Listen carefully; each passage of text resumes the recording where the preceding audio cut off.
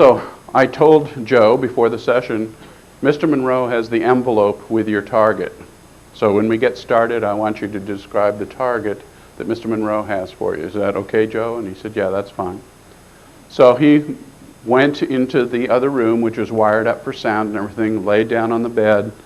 Mr. Monroe adjusted the hemisync sounds. Joe got into a very deep meditative state and started talking with a very groggy sort of a voice, and we began the session. Using the information in the envelope, focus on 40.89 degrees north, 9.55 degrees west.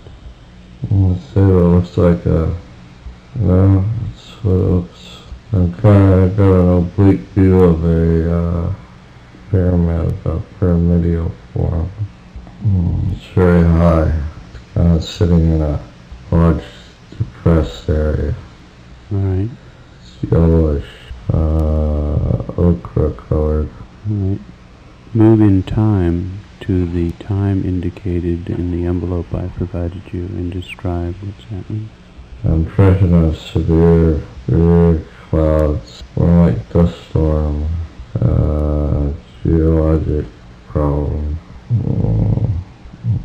Seems to be like something I gotta iron this out. It's a little weird. Just report your raw perceptions at this time. You're still early in the session. I'm looking at an after effect from a major geologic problem. Okay, go back to the time before the geologic problem. Total difference. It's before there's no hill. It's like mounds of dirt up here, and they disappear when you go before. You see large flat surfaces, very smooth angles, walls. They're really large, though. I mean, they're megalithic. At this period in time now, before the geologic activity, look around, in and around this area, see if you can find any activity. You're saying it's like a perception of a shadow of people.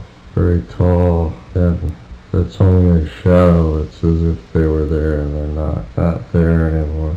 Go back to a period of time where they are there. It's like I get a lot of static on the line and everything. It's breaking up all the time. Very fragmentary pieces. Just report the raw data. Don't try to put things together, just report the raw data. I'm seeing very large people. They appear thin and tall, but they're very large, wearing some kind of strange clothes. They're wearing some kind of strange clothes. Well, the story goes on in this particular situation of actually getting in some sort of perhaps telepathic connection with one of these individuals and having that individual then explain to Joe what happened. Why is it that the planet is devastated? What was this all about?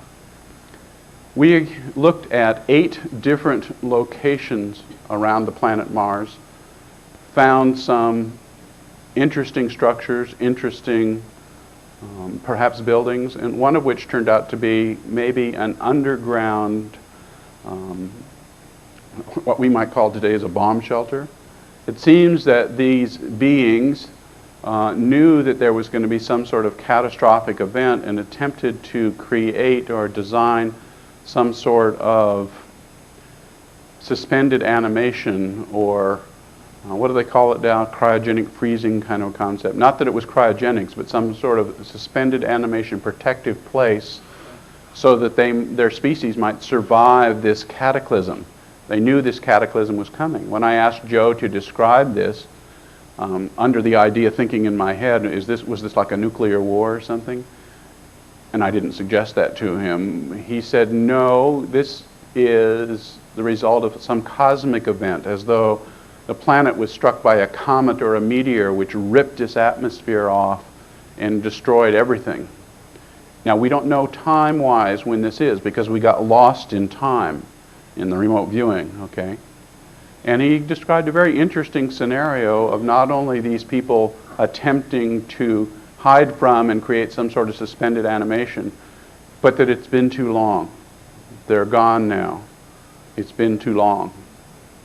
They weren't successful in getting to a suspended animation state and then later being recovered in some way. It's been too long. But in addition to that, apparently some of them left the planet. And I say apparently because Joe doesn't know he's on Mars, but he says there's some people that go away in some sort of a curved object that reminded him of a boat, and they went to someplace else to try to avoid this cataclysm.